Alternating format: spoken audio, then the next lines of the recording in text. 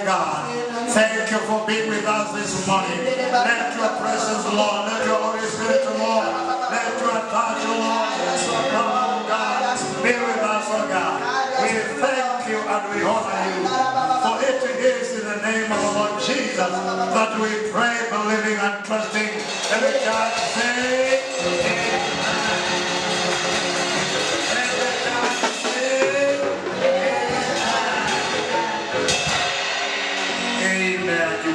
can say, Yesu ni Bwana.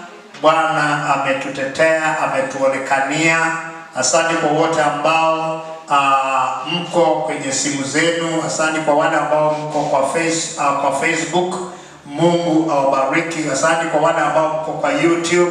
Neema ya Bwana iwe pamoja nami na tena iwe pamoja nanyi. Asante sana for your comments. Asante sana for your support. Tumeona mkono wa Mungu, tumeona mkono wa Bwana ukiwa na kila moja. Kwa hivyo Yesu ni Bwana na Yesu anashinda. Mtu aseme amen. Jumapili wale ambao mlifuatilia, tuliona ya kwamba madhabahu ya Mungu ndio madhabahu imeinuliwa juu ya madhabahu zote. Amen. Wakati watoto wa Wafilisti walichukua agano, sanduku la agano la Mungu wetu, na wakaweka kwenye madhabahu za Dagoni Mungu wao. Asubuhi ya kwanza Dagon alikuwa chini. Can somebody say amen? Wakaendelea siku ya pili alikuwa chini na akavunjika mikono na akavunjika kichwa. Kwa hivyo tuko na madhabahu ambao inanena juu ya madhabahu zote. Bwana Yesu asifiwe. Haijalishi ni madhabahu gani inakuendea kinyume, haijalishi ni madhabahu gani nataka kuongea, nataka niseme ya kwamba tuko na madhabahu juu ya madhabahu zote. Praise the Lord. Nataka nisongee tena kwenye ilo somo, kwenye ayo maono, kwenye huo ufunuo. Today we are touching his presence. Tunanguza uwepo wake. Tunataka kunguza uwepo wake Mwenyezi Mungu. Chochote ambacho ninapitia, chochote kile ambacho unapitia, wakati ambao tutanguza uwepo wa Bwana, haitakuwepo tena. Na mtu aseme amen. Kanisa liseme amen. Haijalishi imekusumbua kwa muda gani, haijalishi imenisumbua kwa miezi mingapi, haijalishi imenisumbua kwa muda gani, lakini kile ninajua, you touch the presence, you are healed. Amen. Amen. Let's go to the book of Mark chapter number 5. Mark chapter number 5. Mark chapter number 5. We have got few minutes with us. I want to go straight to the word, and God will bless all of us. You will be blessed, our viewers. You will be blessed. Continue tuning in. Be there in that vote. Be there. Follow the teaching until the end. Usisumbuliwe na kitu chochote, kaa pale tu na Mungu atakuonekania. Nataka nisome kwenye kitabu cha Marko, kifungu ni kile cha 5, mstari nitasoma wa 25. Nitasoma kwa Kiingereza lakini Kiswahili ndicho ambacho tunaongea mwezi huu najua tunafanya kubadilisha lugha ni kwa sababu kila mmoja afikiwe. Asante kwa watu wa Kiingereza ambao mlifuata nafasi yenu. Watu wa Kiswahili tuko pamoja nanyi, na nina hakika Kiswahili ikiwa ni lugha ya taifa, kila mtu atafuatilia tu. Neema itakuwa na kila mmoja wetu. Maandiko inasema kwenye kitabu cha Mark chapter number 5 and verse number 25. This is what the Bible says. And now a certain woman who had flow of blood for 12 years, and had suffered many things from many physicians, she had spent all that she had, and was no better, but rather grew worse. When she heard about Jesus, she came behind him in the crowd and touched his garment. For she said, if only I may touch his clothes, I shall be made well. Immediately the fountain of her blood was dried up, and she felt it in her body that she was healed of her affliction. Verse number 30. And Jesus immediately knew in himself that the power had gone out of him, turned around in the crowd and said, who touched my clothes? But his disciples said to him, you see the multitude thronging you, and you say, who touched me? Verse number 32. And he looked around to see her who had done this thing. But the woman, fearing and trembling, knowing what had happened to her, she came and fell down before him and told him the whole truth. Verse number 34. And he said to her, daughter, your faith has made you well. Go in peace. Be healed of your affliction. Let's bless the word of the Lord this morning. Baba wetu na Mungu wetu, ni asante ni kwa sababu ya neno lako ambalo limeandikwa. Tunasema ni asante ni kwa sababu neno lako ambalo limeandikwa linamulika mioyo yetu, Bwana, na kuona uovu wetu na udhaifu wetu. Bwana wetu, katika jina la Yesu tunakuamini ni kwa sababu kuna neno itokao kinywani pako la kila siku.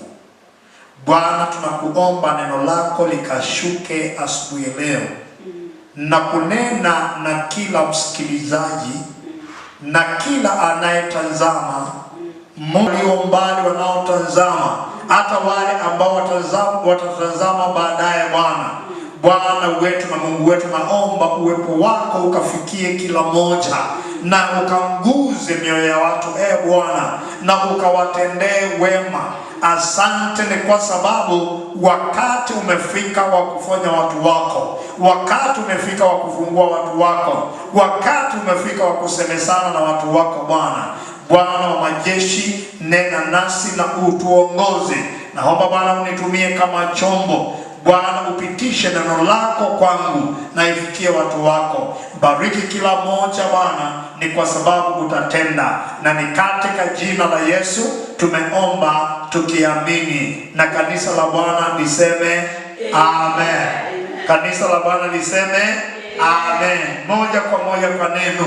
Tumesoma kitabu cha Mark chapter number 25 through verse number 34. Na hapo kunaanzia kwa Kiswahili nasema na mwanamke. Kulikuwa na mwanamke, na yule mwanamke maana yake ni mwanamke ambaye alikuwa amejulikana. Wakati Yesu alipokuwa anatembea, ni vema ufuatilie watu wale ambao amewaponya, watu wale ambao aliwafanyia miujiza, utakuta ya kwamba wengi wao walikuwa wanajulikana.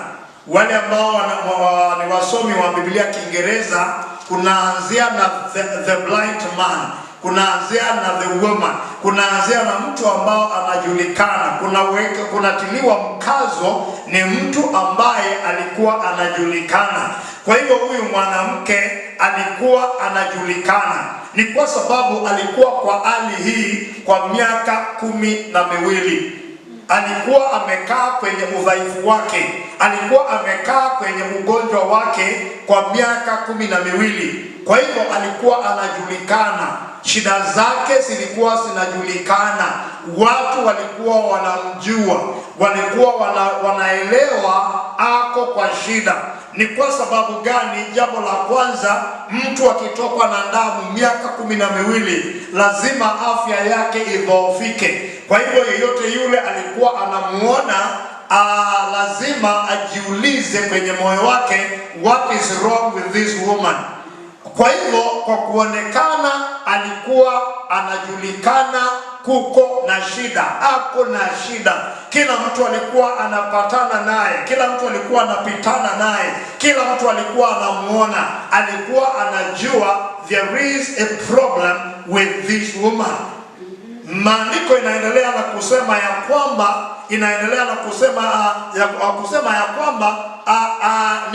niko pale nikieleza, alikuwa anajulikana kwa kuonekana, alikuwa anajulikana kwa harufu, alikuwa anajulikana kwa sababu alikuwa anatokwa na damu miaka 12.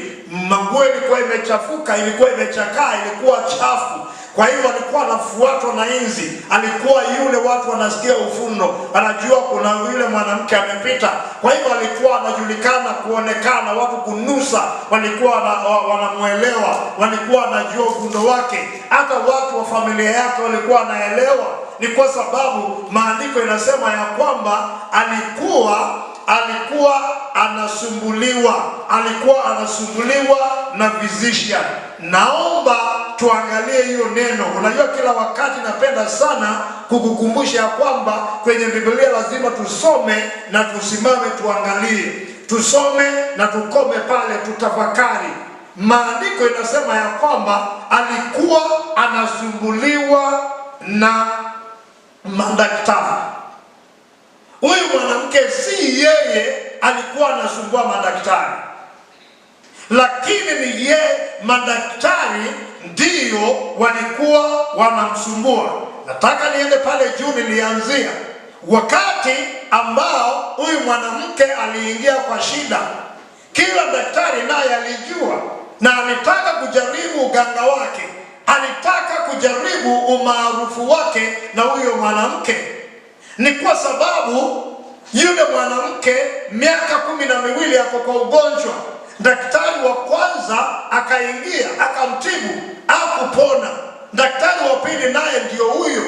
Kwa hivyo kila mtu akitaka mapeni, kila daktari akitaka kutengeneza pesa, alikuwa anaenda kwa huyo mwanamke. This woman was an opportunity to everyone. Kila mtu ambao anataka jambo, kila mtu anataka kufaidika, alikuwa anaenda kwa yule mwanamke. Na kwa sababu ya wakati, wacha nikueleze jambo moja. Ni kwa sababu mganga wa kwanza alishindwa, ni kwa sababu daktari wa kwanza alishindwa, wa pili, wa tatu, wa nne, that was a walkover. Ilikuwa rahisi sana. Ni kwa sababu hata nikukutibu na nikose kukuponya sina shida, kwa sababu hata mwingine alikujaribu akashindwa. Therefore now this woman was an open ground. Alikuwa wazi mali yake kwenda. Ni sawa na kusema mali yake ilikuwa mikononi wa wale ambao wanataka. And sometimes we are exposed to that situation. Wakati mwingine unakuwa kwa hali hiyo. Sasa daktari wa tano akiingia na akose kukuponya, hautamlaumu, kwa sababu ulienda hospitali ya kwanza ukakosa kupona. Ulienda kwa mtu wa kwanza akakosa akujibu mahitaji yako. Kwa hivyo hata na watano hautamlaumu, Kwa hivyo maandiko yanasema ya kwamba alikuwa anasumbuliwa na madaktari. Kila mtu alikuwa anamtembelea, akisikia leo sina mapeni, nasema basi wacha nitembelee yule mwanamke anatokwa na damu. Anaenda pale, anamwambia mimi ndio daktari wa madaktari wote. Mnawasikia kwenye runinga, mnawaona kwenye runinga, mnawasikia kwenye radio. Yeye ndio daktari number 1 Africa. Na hakuna mahali madaktari waliingia kwa mashindano.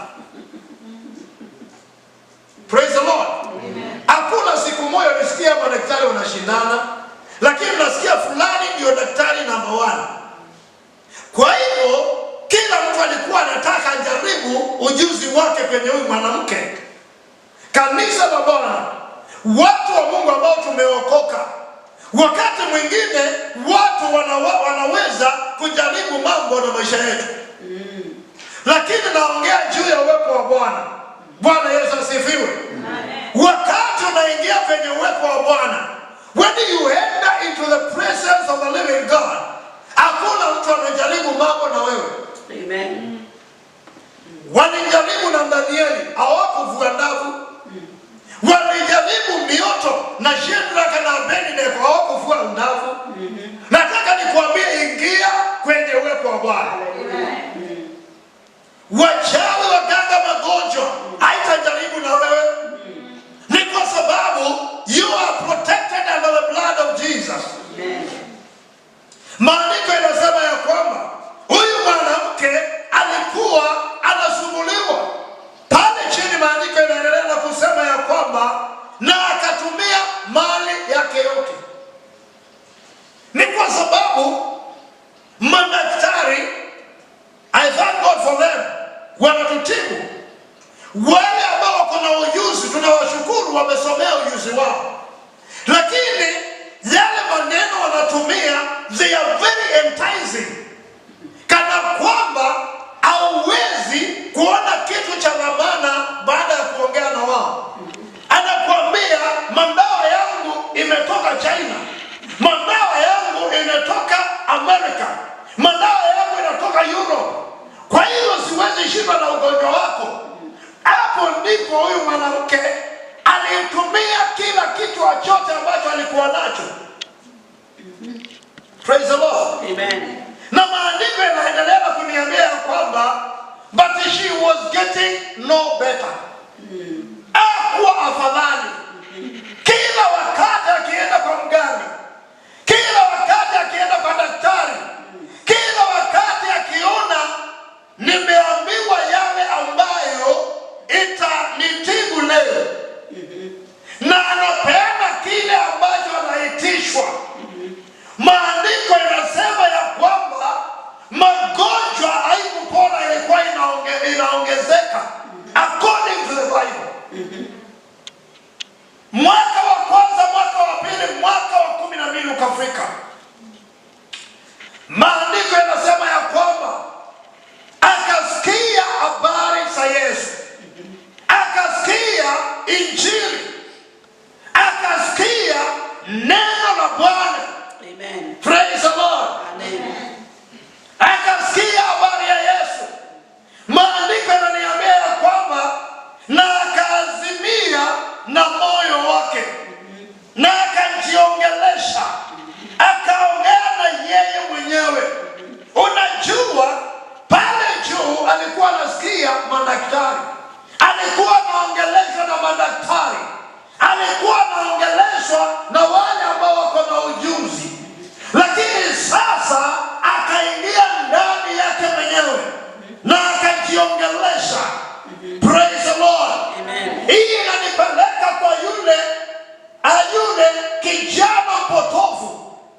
Maandiko yanasema ya kwamba when he came back to his senses, kanisa lazima tuingie in our senses. Yes. Lazima tuingie kwenye hisia zetu. Watu wamekuambia, watu wamekutabiria, watu wamekuelekeza, but you need to get into yourself. Amen. You are not the people's opinion. Wewe si maana ya watu wale wengine. Mimi si maana ya watu wale wengine. Wakati umefika tutembee kwenye uwepo wa Bwana na uingie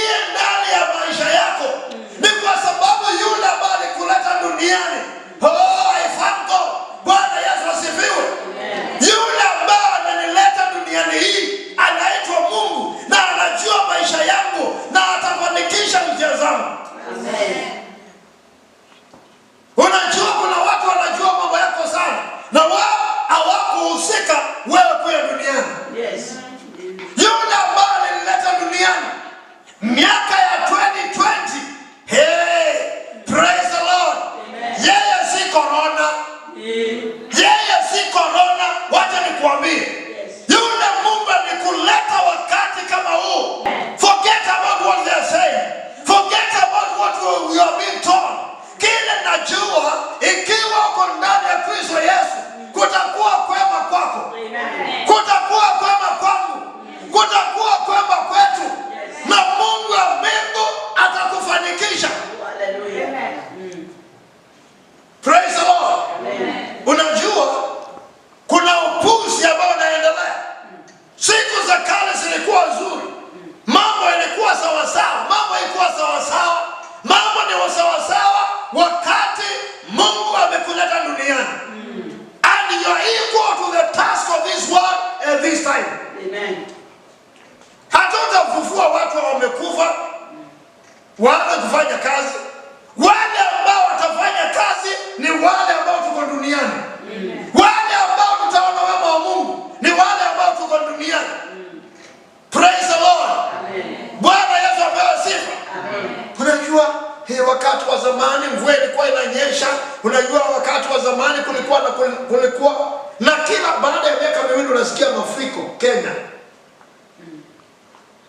Hello? Bwana Yesu asifiwe. Unashangaa ile mvua ilikuwa inanyesha zamani na hii inanyesha iko na mafuriko, which is the rain. Ni ngani? Lakini watu wamezoea kuvumbaza watu. Huyu mwanamke alivumbazwa miaka nyingi. Miaka 12 anaambiwa daktari ndio huyo. Daktari anakuja mwenyewe according to the scripture. Daktari anakuja kwa mlango anamwambia nimetibu watu 1000, nimetibu na fulani na fulani na fulani. Na hiyo madaktari tena wako na ushuhuda. Naambiwa unaona huyu alikuwa na hiki kidonda nikamponya. Unaona yule alikuwa anatoka na damu paindi hii nikamponya. Wewe nitakuponya. Maandiko inasema ya kwamba anatibiwa, anapeana mali, damu inaongezeka. Yes.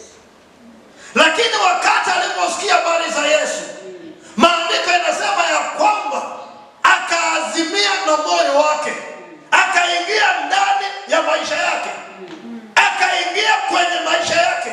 Unajua umezoea kukaa na watu kuwaeleza shida zako, but you need also to get into your closet and think about your problems. Yes.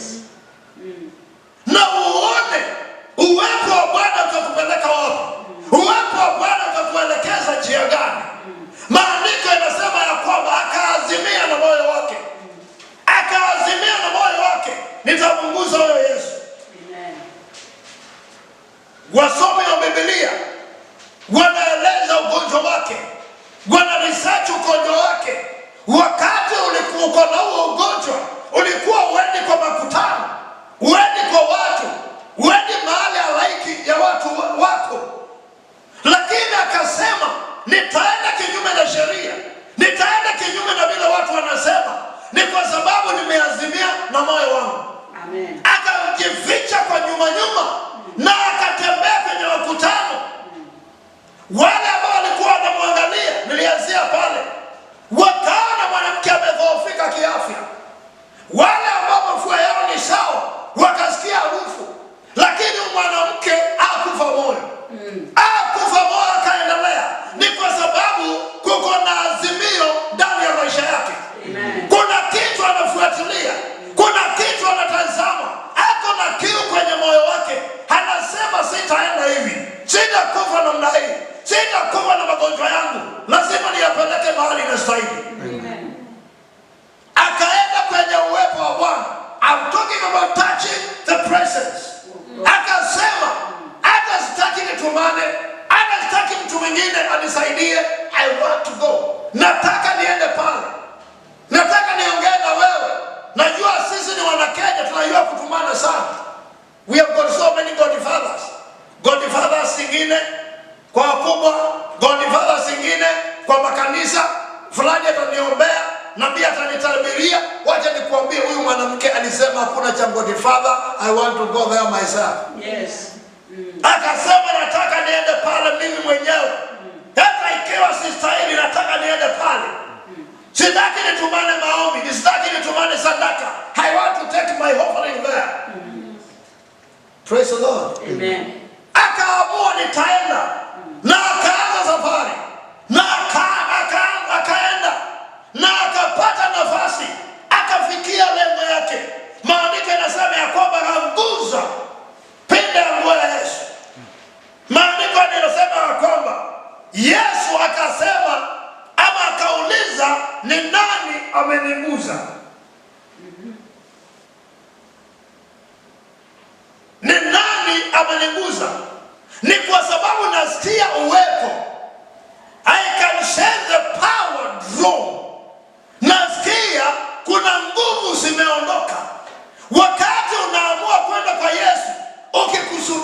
Yesu naye anakuelewa na kusikia.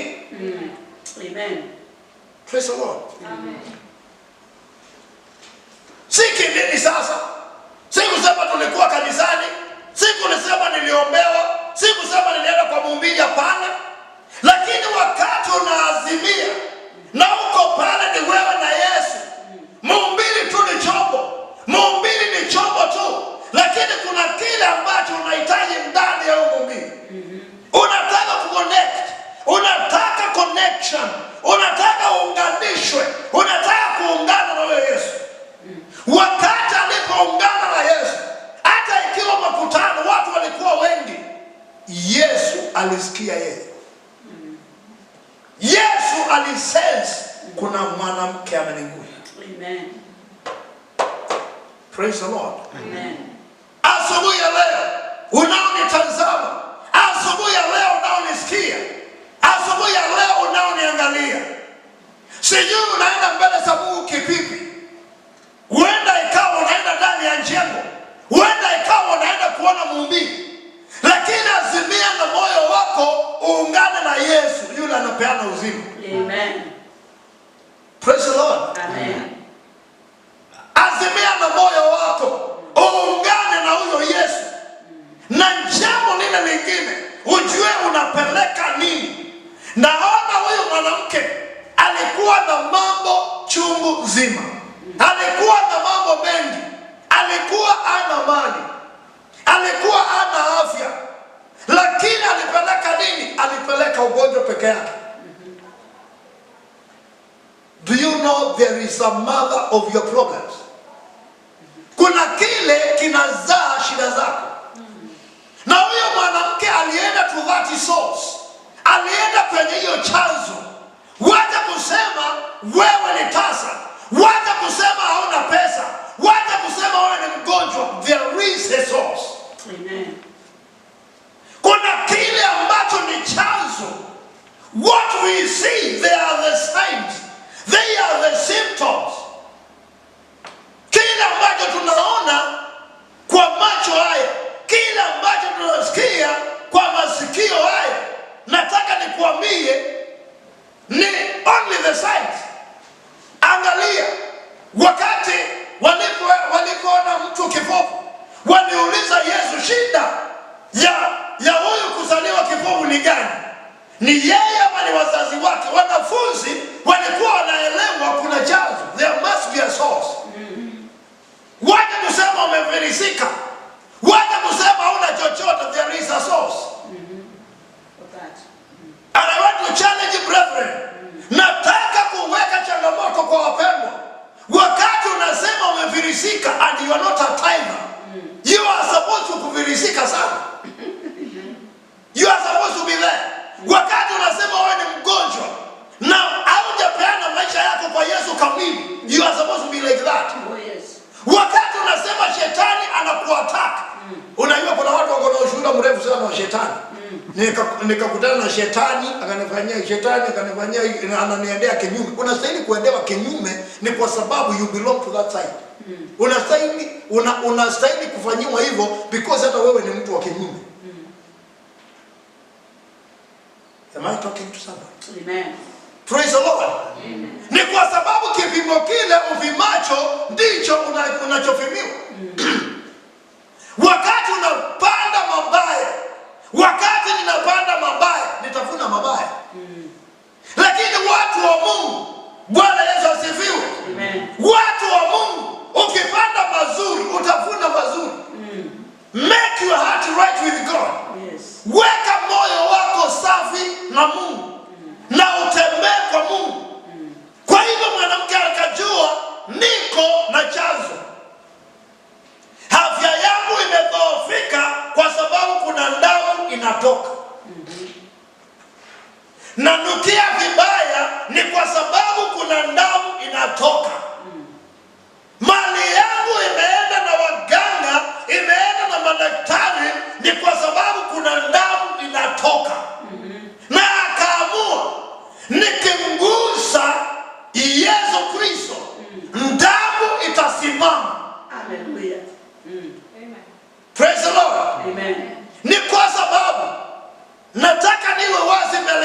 mbele yako. Alikuwa anajua damu likisimama hatanukia tena. Alikuwa anajua damu likisimama afya itakuwa sawa. Praise the Lord. Amen. Kwa hivyo ni vizuri tujue ya kwamba kama watu wa Mungu ni kitu gani, ni chanzo gani. Na hapo nimesema lazima niwe wazi mbele zako na mbele zangu. Kile ambacho kinakufanya upitie mahali unapitia si kile kinanifanya nipitie mahali ninapitia. Kila mtu ako na source yake. Yes. You have got your own source. Kuna kitu kinakusumbua. Kuna chanzo cha mambo yako. Kile ambacho tunaona ni kudhoofika kwa mtu, ni kurudi nyuma kwa mtu, lakini there is a source. Na lazima uende kwa hiyo source. Maandiko yanasema ya kwamba wenye kijiji wakaenda kwa nabii. Wakasema mahali hapa ni mazuri sana kwa kukaa. Lakini maji yake ni mbaya. Angalia vile nabii anasema. Akasema nataka chupa mpya. Chupa mpya. Akachukua chumvi akaweka ndani ya chupa. Na akawaambia twende kwa chanzo cha maji. Yes. Hakuanzia kule ambao tunaanzianga. Hakuanzia mahali ambapo wachungaji mnatuforce tuanzie. Unajua pastor ninauma na kichwa. Kabla hujauma na kichwa, you know the source. You know the source. Unajua what went wrong where. Unajua ninapingwa kibiashara, nina ndoa yangu imesambaratika, unajua mambo, you know. I'm saying you know. I am saying you know. Hata si mchungaji, ni wewe unajua, unaelewa, unajijua vyema the way you walk. Look at the man of God. Wakati mambo yalikuwa mabaya kwake, alienda kwa Mungu akamwambia unajua. Unajua vile ninavyoenda. How many people today, ni watu wangapi kanisani siku ya leo wanaweza sema ninajua shida zangu? I want to tell you, you need to heal yourself. Amen. Amen. Sinakuwa mbili, sinakuwa moja, imekuwa moja. Amen. Mbili, sinapungua. Wacha nikwambie, that is the truth of the matter. You can heal yourself. Amen. You can heal yourself. Amen. Unaweza ukajifungua mahali umefungiwa. Unaweza ukajifungua. Ni kwa sababu kabla mchawi apate nafasi, ni wewe uliacha nafasi. Kabla chochote kiingie, wewe uliacha mlango wazi. The other time we talked about that. Uliacha. Nilifunza somo la aina hiyo. Wakati Musa alipovuka bahari ya Shamu, maandiko yanasema ya kwamba kufika ukingoni, aliangalia nyuma na akanyosha fimbo na bahari ikajifunga tena. Wana wa Israeli hawakuwafuata tena. Wana wa Misri hawakufuata wana wa Israeli tena. Ni kwa sababu bahari imefungikana. Lakini ukiacha milango ingine wazi, mlango wa mali yako ukiacha wazi, wacha nikwambie utaendelea na kuibiwa. Sasa ni mwezi wa gapi? Ni mwezi wa 6 unaisha. Kuna mtu ambao hajapoteza peni moja. Na kuna watu wanapoteza pesa kila siku. Kila siku. Umefunga kweli? Ukifunga utapoteza, and you know how to lock. Unajua. Kuna watu ni mwezi wa 6 hawajakosa chakula siku moja. Hawajakosa chakula siku moja ni kwa sababu wanajua how to get food for tomorrow.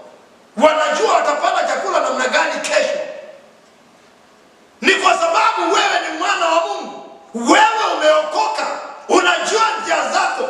Ikiwa haujaomba utakutana na chochote kile kesho yake. Praise the Lord. Amen. Nimeona kwa WhatsApp ile ambao mnaweka na ni vizuri sana. God bless you for those who are doing it. Meet with God before you meet people.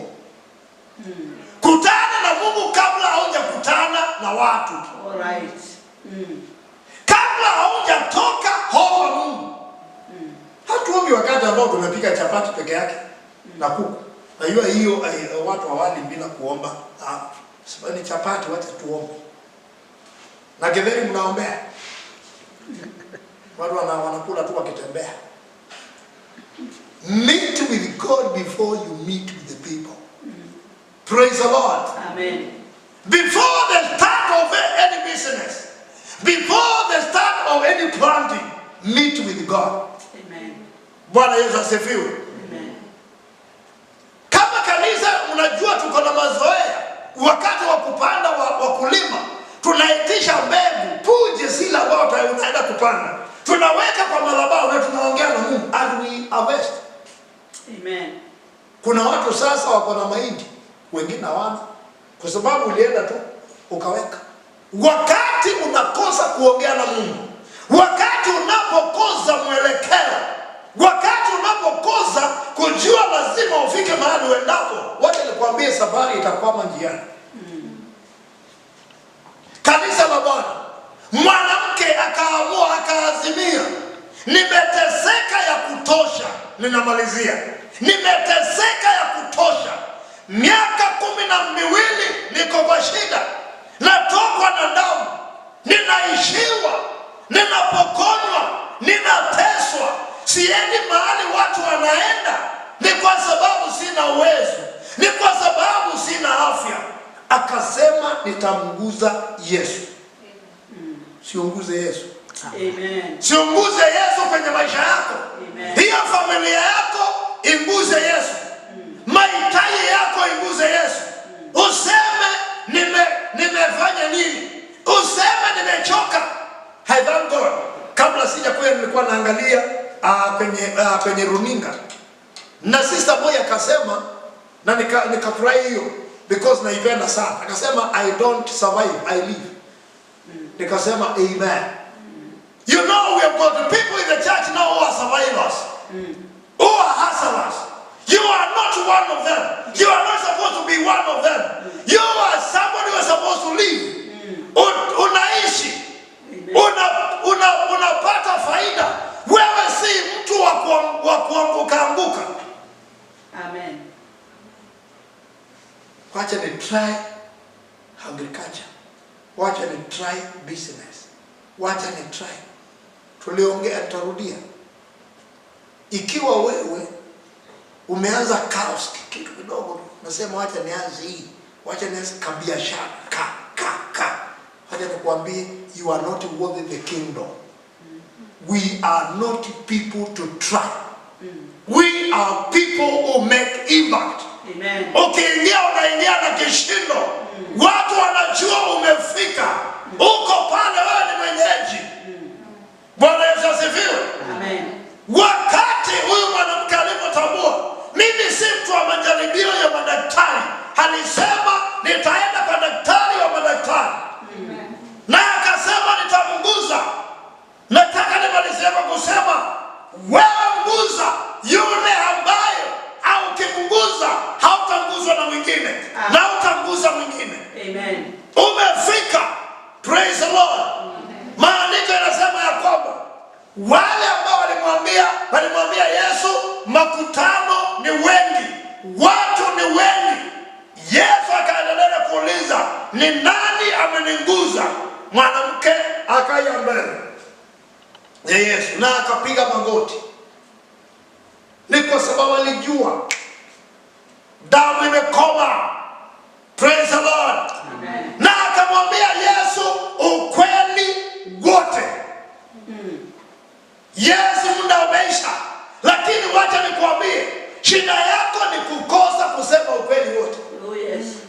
You tell us just a fraction of the truth.